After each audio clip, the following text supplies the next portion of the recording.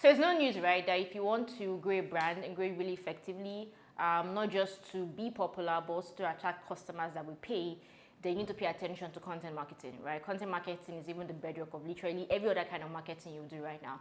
And so what I want to talk about this video is basically the 10 most important tips for content and brand managers. In other words, if you are a content marketer, or you're a brand manager, or you're anybody entrepreneur or creative that has something to do with content and building a brand, then this video is for you. But here's the amazing thing. I'm not going to do the talking in this video. I have the Blessing Abeng. She's the director of communications at Ingressive for Good. And Blessing is an amazing creator. She's an amazing content person. She's making amazing brand, amazing everything. And so Blessing is going to be here and take us through the 10 most important tips for content managers and brand managers. Aww, thank you for having me. Thank you so much.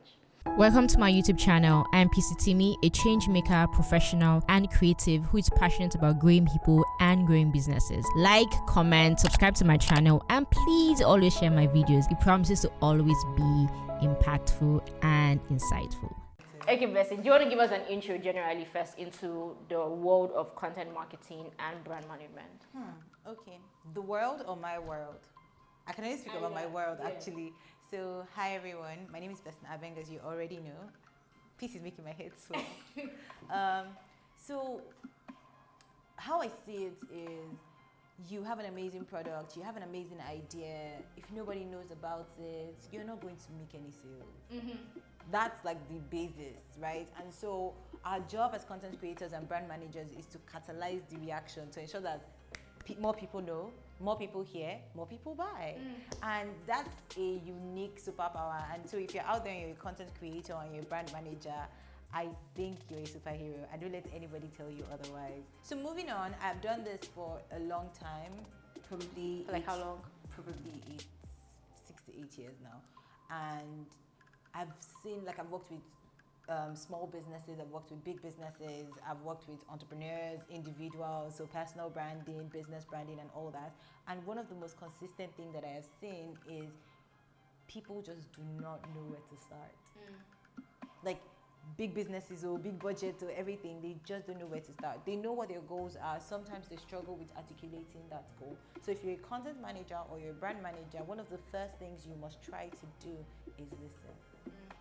Right? So just listen, ask the right questions. They know what they want, but they don't know how to ask it, or they don't know what words to describe. And these are the it. consumers, the customers. Yes, both consumers, even as even as businesses, right? If you go to a client or you're working for somebody and the person says, you are now my content manager or you're now my brand manager, it is expedient that you listen very clearly, very closely to what they're saying and what they're not saying. Like, what do they really want? What is their business goal? And once you can tie the business goal to the content goal or the brand goal, it makes your life a whole lot easier. So yeah. So that way you're not just creating content because you're creating content that will attract the customers, but also help the business to achieve the goals that they want. What is a business if you're not making profit, or if you're not like hitting your Bottom line. Bottom line, always. Awesome. Okay, so let's go into it. Tip 1.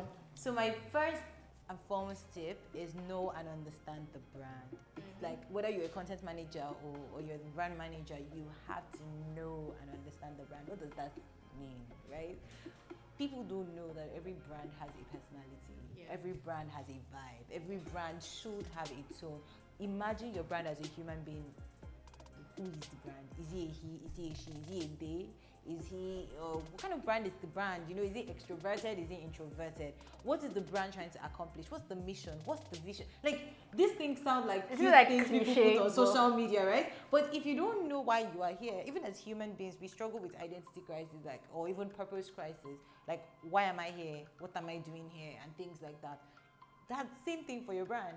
If your brand doesn't know why they're there, what they're trying to accomplish, you would have communication mismatch. You would always have issues. You can't achieve consistency at all. You'll be copying people that you're not even supposed to be copying. You'll not know who you're supposed to be partnering with. So if first you're grounded in who you are and you understand that, you can now go to the next step, which is the next step when you ask me for step 2.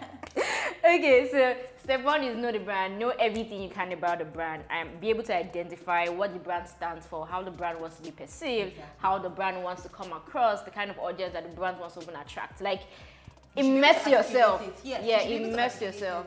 You know, funny thing, quick story. There was a period where I was working and I was managing content for both Alamo Bitters, Heritage Bank, and Dark and Lovely, right? At the same freaking time. Very different brands. 3 very different brands. So one is very Raz, one is very corporate, one is very, you know, Cute.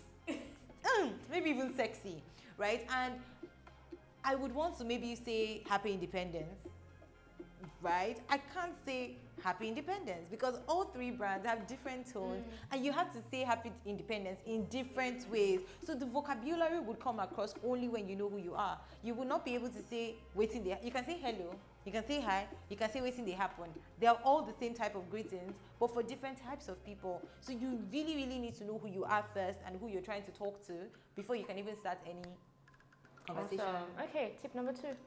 Which is weird because we just talked about it, but know your customers. Now, when I say know your customers, I don't mean come and tell us, baby boomer, millennials, and then you stop there. That's not enough.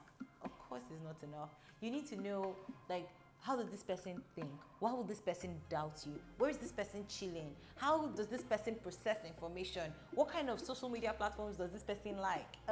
There's so many ways to know people, and don't hide behind surveys. Don't think you're going to go and ask survey questions. You know, people lie in surveys. If there's anything I've learned in my whole career is that people lie in surveys. Even I lie in surveys because you think about the most ideal version of yourself and you put that down. You don't put the truth. I mean, it's the truth at that time, but it's not the truth for majority of your reality, right? So you need to be able to understand how your audience thinks. Also think, why would they doubt you? And that's the most important question you should ask yourself about your audience. Why would they doubt you? Why would they not believe you? And then already have something to combat that. So if you now know who you are, and you know that, okay, say I sell a biro, and I know that my audience, they are used to having plenty biros. Why would they doubt my biro, this new biro that I want to sell? Why would they doubt the pen? So it might be that, oh, what's the difference between you and everybody else? Or it might be like, oh, what's the assurance that your ink would actually work? What is my answer to that when they ask me or when they have that vibe? I should be able to create content ahead of time for them. What kind of questions are they asking? That's so important. How are they asking those questions? I see that when you use the vocabulary your audience is using back at them when you're answering, it flows. It's like, don't come and tell me about permutation and combination when the simple question I asked you is, how much salt do I need to put in my jollof rice? Do you understand? Don't come and now be telling me, oh, you need to weigh the amount of the mass of the kg. Nobody needs that. You just tell them, you might be wondering how much salt you need in your jollof rice, which now makes it really simple for your audience to understand. And then you now, transfer whatever information or ideas in the way that they would have communicated it or in the way that they understand. One key part of knowing your audience is they're always evolving. I was just talking to someone and I was like, first, you as a brand, you're supposed to be evolving, but let's not talk about that. Your audience is consistently evolving. Who a lot of people were before Corona is not who they are now. Like COVID shifted mindset, everything. Like before COVID, you could be doing carousels and sharing valuable tips and be getting God knows how many likes and engagement. But now, some people are so overwhelmed, they don't even want to see, like if they see carousel, even me, if I see carousel like I might be even offended, like can we chill, can we rest? Do you understand? And it doesn't mean they don't have the same problems. It just means that they're approaching it or they're thinking differently. So you have to always be in tune with your audience, consistently quizzing them about their lives and ask them in the most unexpected way. Like acrimony, oh my God, I'm killing this thing. I'm on this particular point, but it's very important because it's like one of the biggest foundations. Like once you know yourself, once you know your audience, a big foundation. So acrimony, for example, acrimony. One of the key things that I noticed in acrimony was when the film came out, you could see how people think or thought based on who they chose and why they chose those people. So you could easily say, okay, I'm acrimony, who are you supporting, or what was your biggest lesson from acrimony? And somebody will tell you, never give your husband money, or never da da da da da da. But one of the key things that I picked from acrimony when we were working on African Alliance was there was a mother at the very beginning, the person that caused the whole wahala, a mother who did life insurance that her daughter could now benefit from to even fund her husband/boyfriend's life. So if that life insurance did not even exist in the first place, we will not be talking about the boyfriend's millions and dollars. Do you get? So you could quiz people with questions like that, ask real life situations, put up polls in the ways that people feel very comfortable answering, thinking they're just giving their opinion. But what that's helping you do is gather data about your customer. Amazing. I feel like I should not even say anything. Just, in fact, I feel like let's just end the video here and just make it know your customer. But this is so important because I think almost every time I teach marketing, one of the first things I say is know your target audience. It's like the bedrock of everything. They literally determine how you exist as a brand. What kind of content you create, where you create the content, when you post. Like, if you miss it to your target audience, your customers, you miss everything. Yeah. So it makes sense that you first of all identify who these people are. And just like you said, nobody cares whether it's a millennial or they're 18 to 25. It's about who these people really are. Like, how do they think? How do they feel? What do they really want? Where are they? What are their interests? Like, know them like you will know yourself. That way you're able to put yourself in their shoes to be able to create the content that you want. Oh my God. As you were even talking about that, I just remembered that a lot of people do not even understand what customers are. So a lot of people see their consumers and think that their consumers are their customers. Now, 3 things I use as yardstick to say this person is my customer. First, does that person need my product? Right? And if you need it, I hope I have the solution for it. That's number 1. Number 2, does that person have the capacity to pay for it? Because you might need it, but you can't pay. Yeah. I mean, everybody wants water, but how many people can actually afford Fiji water? Fiji water is for millionaires. You understand? How many people would pay 1,000 naira for one tiny 35cl bottle of water? 1,000, you know? But there are people who do, and it's always in private jets you see Fiji water. So first, does the person need it? Second, can the person pay for it? Then the third most important one, can they pay for it again? Because you might be able to pay for it once. Some people can afford Apple just once in their life after saving and saving and saving. But that's not who we're looking at. Benz is not looking at somebody who will buy their car only once. He wants somebody who can walk upgrade in like, as they upgrade. On $40, just go, you buy 3 Ferraris. And you know, that's how we need to be able to see it. So don't mistake your followers as customers. They most likely may be consumers of your content, but not necessarily potential customers. Those your consumers and your consumers of content and consumers, see them as evangelists. Chances are only 2% of your followers would ever buy from you. Use the other 98% as evangelists. Create content to feel that need that they have, so they can share it until you meet your customer. And that's really important because I mean, one of the basic business lessons is that it would cost 6 to 7 times more to acquire a new customer than to retain another customer. So if you're going to acquire a customer in the first place, acquire somebody who can pay for it more than once repeatedly, so they can actually stay. It's very, very brilliant. Okay, tip number 3. Stop it! To feel myself as a brilliant mind. Tip number 3. Okay, so this one is the one I have experienced. You know, I have large communities of people in social media. She has large communities. Just to drop it in there, that this thing that people are watching for free, you think that's just any. It gasses me up. I love it. I love it. Right? And one of those key things I've noticed is people don't set smart goals when it comes to communication. People don't set smart communication or brand goals. So smart, the cliche, specific, measurable, actionable, realistic, timely goals. They sound cliche, yes, but if you don't know what you're trying to achieve, like I want more followers. Okay, you added 1 follower, so that's more followers. But what do you mean by more? Is your more realistic? You want 1 million followers. Do you either have the budget or the network to achieve 1 million followers overnight? You know, like when you know that I want 10,000 followers or 12,000 followers by the end of the year, you already know month on month you're working towards 1,000 per month. And it keeps your mind like you can now distill and say, okay, I'm working towards 1,000 followers a month. And for me to get this 1,000, these are the different strategies I'm now going to do. So you notice when things are very specific, when they have numbers to them, it's so much easier for you to be able to track your progress. It's so much easier for you to be able to say, okay, what strategy am I going to use now to achieve this 1,000? And it's easy to distill goals without making them so voluminous or big, or and then always ensure, we've said it before, but just to reiterate, ensure that those communication goals or brand goals tie back to the company goals, to the business goals. Because I think it's futile to want 10,000 followers.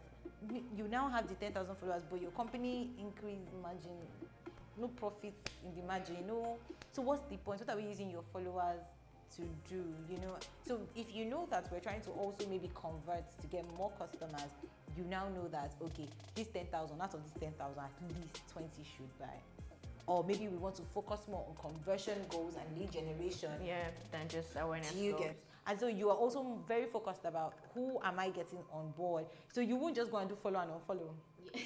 Because follow and unfollow will not buy you.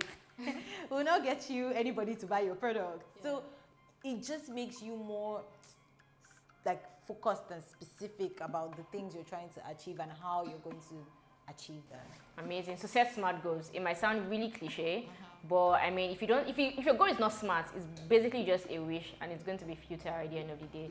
But when you have very specific goals, like, okay, this is exactly what I want to do. I want to get more awareness for this certain kind of customer, or I want to grow for this certain kind of channel, this particular kind of channel. And it's measurable, right? If there's no numbers, there's no metrics, there's no way it's measurable. I want more followers, it's not, like she said, if you have 1 follower, that's it, right? Yeah. But if you want 1,000 followers and in 6 months you are still at 200, it's measurable, and you can say, okay, you know what? I still have a long way to go. What do I need to do to improve? So smart goals. Tip number 4. Tip number 4 will be have consistent vibes online and offline. So very consistent, please, because I've been in plenty talks and hangouts where people ask me, oh, how do I brand myself online? And I'm like, okay, nice. They think first, a lot of people think branding happens only online. So your online is sparkly clean, sexy, hot, packaged and everything. But your offline, when I now meet you, I can't reconcile. I just can't reconcile. Nah, don't do that. I like to think of it as, if you're giving me a very amazing birthday gift and you don't know the ceremony, you've maybe played saxophone, brought this beautiful pack to my house, everything is looking sexy, and I open it up and I see a rag, you've lied to me. You've actually completely lied to me. And you can never get that trust back. You work 10 times as hard to get the trust back. So don't promise things you can't deliver. If you know this is what I can do that.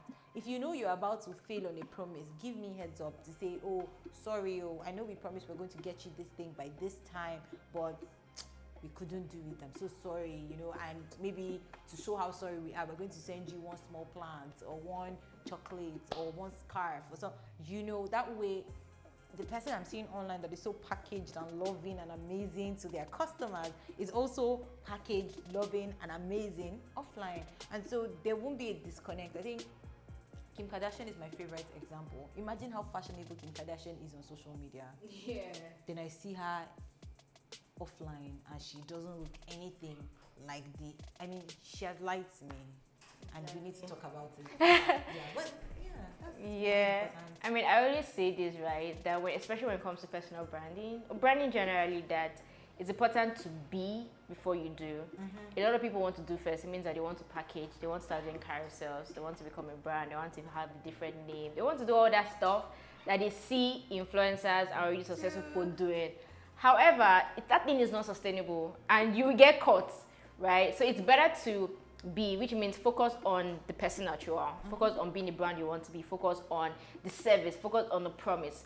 When you do that and do that well, you can then bring that into any other online thing or any other channel, and then it's super consistent. It's a constant vibe because it's not pretentious. It's who I am. The way I am in my house, the same way I'll be when I go on Instagram Live, same way I'll be when somebody meets me on the road. And so there's never a different experience. It's just the same promise that I keep fulfilling. So consistent vibe. Imagine for 1 minute that maybe Gucci or Chanel, they're trying to deliver in Nigeria, right? They're luxury goods, and they send somebody with Okada to come and deliver your It's luxury. fake.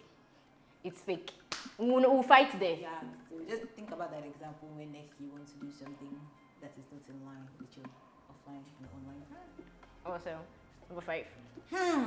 Feels like I'm telling them shiggy, but number 5. So my tip number 5 will be focus on human-to-human marketing. Like everybody keeps giving me, oh, but maybe my own is a B2B, so all these things people are saying does not apply. Is a lie. Behind that business is an individual. So maybe you want to talk to Ingressive for good right now. Chances are I'm the one who would see it first. Am I not a human being too? Like, is there a logo on my forehead?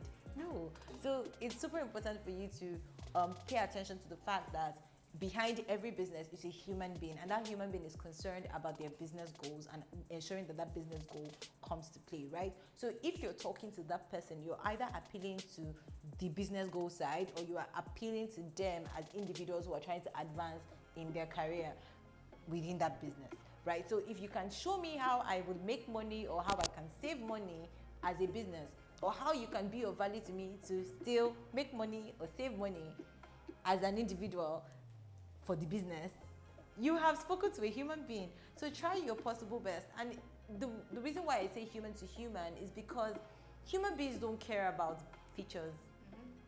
We care only about benefits. It's like, I don't care if iPhone was made with chip 206 X. I don't care. Can it snap fine pictures? Is the quality going to be sparkling clean? When I hold my phone, will people look at me and be like, that's all I want to know. Do you know that? Are you feeling me? That's exactly. And I see that people make that mistake all the freaking time. You just come here and tell me, our water has been purified with X carbon 6, man. I don't care. If I drink this water, will I be healthy? Is it safe to drink?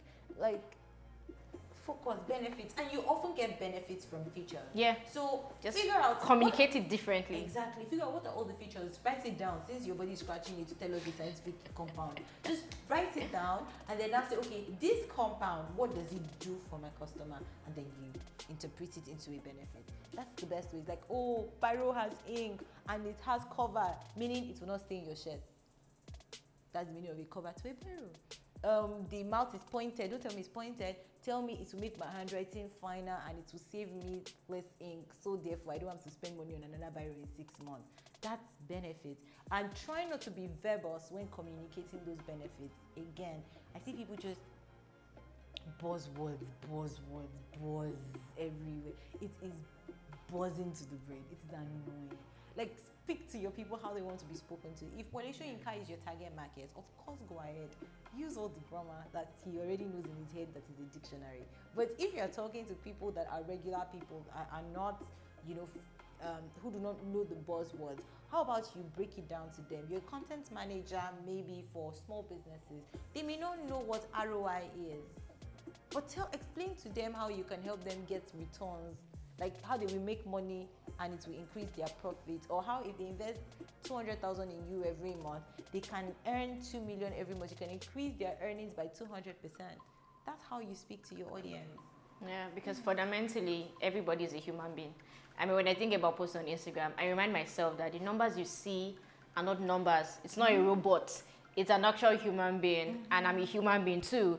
So when she says human to human, it's me, the brand manager, the content person who understands my brand, speaking to another human being who I understand and can speak the language that they will get and be able to buy into my product. You guys, okay, so number 6 will be the best kind of ads, the best kind of content, the best kind of brand solve problems, right? And I think that that's super important, even in creating your content. So what kind of content do you create? Are you solving my problem? Remember, we just spoke about 98% of your people may not have the money to buy your brand or buy your product rather, but if they don't have the money, if you solve a problem that is touching their skin, that is affecting them, they will share and tell other people about this solution that has helped their lives.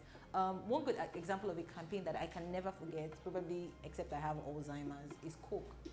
Coke had this ad. In fact, they have plenty ads, but 2 that stand out for me was when they were using Coke covers to give to some people in was it Pakistani or some guys, they were workers and they didn't have enough money to make calls to their families, and they were working in a foreign land, right? So for them to save money, all they had to do was buy a bottle of Coke. That bottle of Coke gave them 3 times more minutes than just going to a call center. So the money I was spending, maybe I spent 100 naira to buy Coke. It means 100 naira gives me access to 3 minutes that I would have spent 300 naira for.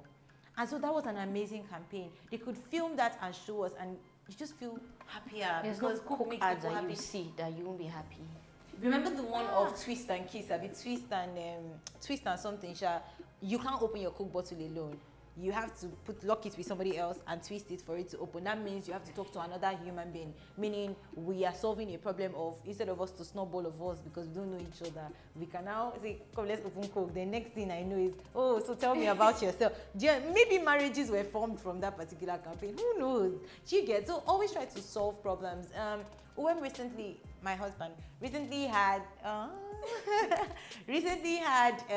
he was grinding. I was doing one video live like this, and I was going to make stew, and he was like, oh, let me help you blend the pepper. And I'm like, oh, great, thank you, husband from above. Next thing, this young man goes and opens the pepper and is removing the seed to blend, and he said he just wanted the puree to be smooth. And nobody told him, or he didn't even realize what he had done. To like 30 minutes later, pepper on his hand, it was peppering him. What did he not Google? Everything. How can I stop pepper from peppering my hand? He looked for it. And to be fair, there were solutions that had worked for other people, but may not have worked because of his black skin or whatever uniqueness he has. This woman was selling honey, but she was smart enough to put in her blog post how to use honey to stop pepper reactions on your hand. So she didn't say, come and buy my honey. But of course. But she said, honey can help you. And we used the honey in the house, and it helped him. His next thought is, let's go and buy honey from this woman. And so if you are solving people's problems, it's the best advertising you can do, it's the best content you can create for yourself. Amazing. The best content, advertising, whatever, fundamentally solves problems. So solve problems for people. And that's why I'm really particular about thought leadership. Because what thought leadership does is it puts you as the person, as the go-to person to answer people's questions. Exactly. And you're not saying, come and buy from me. You're just saying, hey, I know content management. And if somebody watches this video and say, she mentioned something that makes sense. I need a content manager. Who would I call? Blessing. It's just solve people's problems with content, and they'll buy from you anyway, because then they trust you. And it's like, people are really lazy. So teaching them how to do something doesn't mean that they will do themselves. It at all. They will just like, oh, that's really nice, and then they will come back to you to actually help you, for you to actually help them do it. So solve people's problems. Number 7. So number 7 will be approach partnerships with understanding of self. Like, how do I put it? Ensure that there is an alignment of both vision and goal when you're approaching a partnership. Don't just partner because the person has plenty followers. Does the person believe in the things you're doing? Does the person believe in the same vision that you believe in? Like, you cannot be doing a vegetarian campaign and then go and pick maybe Davido just because Davido has plenty followers. Is Davido a vegetarian? Does he kill animals? So is there like an alignment between his belief system and what you're offering? I don't know why I use Davido, sorry. But like I see a lot of people make mistakes. Like, there are some celebrities that we know will never use techno, but they're the face of techno. No shade. There's some people we know will never drink beer, but they're the face of the. It's not okay. Like, don't say because this person is what's buzzing now. That's why, because your audience can smell the fake. Like, whether it's authentic or not. Like, do you understand? I can't imagine Toke Makinwa for Alomo Bitters. It doesn't work. Do you understand? So always think about, okay, in line with our goals and also in line with our belief system and vision, who is the best person for this job? And even if that person is a micro influencer with only 5,000 followers, if that person truly believes in you, your company, has love for your brand, that person is a better choice than somebody who has 1 million and cannot, like, there's no brand love, right? And yes, you might be looking at numbers and saying, oh, numbers, we will get more people, but will the people convert? Will the people actually buy? And will there be some sort of loyalty to the brand? Yeah. So I did a video last year about influencer marketing, and I'll put the link there. But one of the fundamental things I said was what she said, right? It's not, when you're thinking about influencers or brand ambassadors or partnerships, it's not about the numbers. It's about the goal, right? Would this person or would this brand help me achieve the goal I want to achieve for my brand? Do they have the followers, or are their followers my target audience, right? Because what they're doing is also, yes, you're using their brand, but when they post and you come out, it's their fans and their followers that you're attracting. Are those people really the people that need your product, are willing to pay for it, and will pay more than once for it, right? That's super important. And obviously, there should be people that makes the brand partnership feel authentic. Yeah, it should feel authentic. Like, let me see this influencer do stuff and be like, I want to buy it because of you, because it makes sense that you would do this, right? So, I mean, we always go numbers. If it's not on Jazzy, it's this person because they have 3K for him, 3 million followers. But if you look at it, there are micro influencers like Blessing that have 15K followers, 20K followers, but will get you much more conversion because her followers are your target audience, because her followers really believe in her and would pay attention and would listen to her. And that's much more valuable than 5 million followers that just see your ad. I agree. But yeah, now you said. Okay, number 8, so almost done. Tip 8. So tip 8 will be know exactly when to listen and when to talk. So NSAS protest was a good example of when a lot of brands could have spoken or could have kept quiet. Like, no in betweens. Like, if you know you don't have anything that is going to help the cause gain better, something, whatever, just maybe keep quiet. With the NSAS protest, I know a lot of companies where they didn't know, should we talk, should we not talk? Always ask yourself, is my doing nothing more important? Is it going to help the cause better than me doing something? And if the something that I'm doing, like, is it going to catalyze the process? Is it going to help? Is it not going to help? Is it going to take away? Like, some brands went and they were sharing ice cream.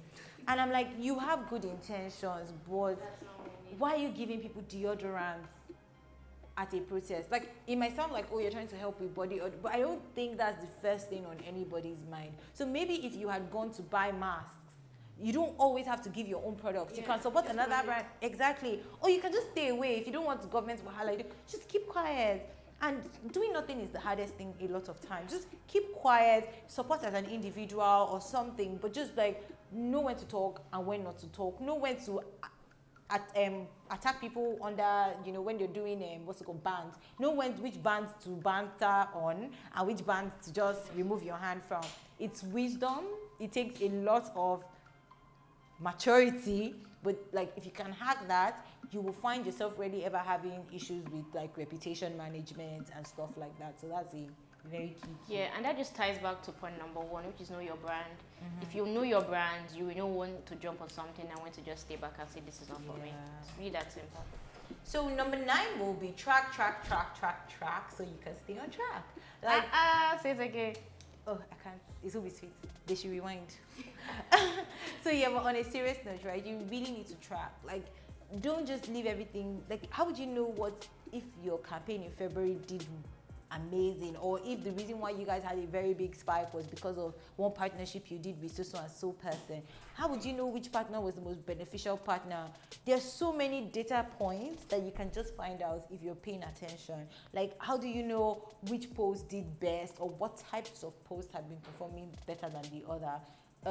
When I was posting content on Disha's page, I noticed that tips for creators did so well. And then games around, like when we want to announce features or stuff and we do puzzles or games, people really love that than when we came and said, oh, we just unveiled Kinikon. So like, you always knowing what works and what's not working and how you can improve, what you should stop doing, that consistent, it's like human beings now, consistently self-auditing and self-evaluating helps you come out a better person. Yeah. I say measurement is tomorrow's strategy. If you measure today, and not just measure, it's not just to track, but to actually get the insights and use the insights. Exactly. That becomes a strategy that you'll use tomorrow and it'll be more effective. Love it. And so the finally, last one! Finally, be open to evolution. Don't get stuck in the ruts. Don't get stuck in the ruts. Don't feel like you should be because, okay, cause carousel worked. You have to do carousel till you die. Don't do that. Be open to evolution. It's like, once you start saying the human to human thing that we said, it's so much easier for you to evolve. It's so much easier for you to say, okay, we've done this, now we're pivoting to this, right? And that doesn't mean you're not being your authentic self. That doesn't mean you are changing. Google has changed their logos since like how many times? Facebook as well. And look at, they're still Facebook, but an improved version of Facebook. So don't stop yourself from starting, and then don't stop yourself from evolving. Just be open to that. Amazing. I don't think that there's anything left for me to say, right? She has given us 10 amazing tips. So if you're, whether you're an entrepreneur, you're a brand manager, you're a content manager, you're a content creator, you're just an Instagram person, whatever you do, as long as in some way you interact with content, or you have a brand that you are particular about or you want to build, this video is really important. So watch it again. That's my point. Because the more you watch it, the more it really sinks in. And don't try to do all 10 tips immediately, right? It makes sense to just evolve, right? So go into it. Pick 1, 2, 3 tips and say, you know what? This month, this quarter, I want to focus on killing these 3 things. And when I'm done, I measure my progress and I pick another 3 tips. And I pick another, and then you go. And then at some point, 3 quarters down the line, 4 quarters down the line, you're like, man, I'm clean every single point from that 10 tips that Blessing shared. And that's how you become a better person. That's how you become better at your job. Woo! Any last words for our audience? I think it would just be have a close circle of people that you can always bounce ideas off. Like, don't just think you have to walk alone and in silos. Always ask for help. If somebody did something that you really, really love, like, just reach out and say, oh, hi, I love this thing that you did. Teach me, or give me pointers, or whatever. Just have, I did this thing. What do you guys think? Just have a close circle of people that you trust, that you love, that would not kick your work down, that are not pessimistic like Pace. No, like, not that you're pessimistic, but like Pace is one of those my people that I could always just hit her head and say hi, what's up about, like, what do you think? And so have this kind of people. And if you don't have them, just DM Kiss. Or DM Blessing. One of it. But that's it here. If you stay toward the end of this video, you're the real MVP here. So thank you so much for watching. Let us know what you think in the comment section. If you have any questions, right, just let us know down below. And who knows, Blessing might come here and answer all your questions. She likes to interact. I like it. Right? So you best believe that you will get answers to your questions if you actually leave them. But hey guys, make sure you don't leave this channel without subscribing. Thank you so much.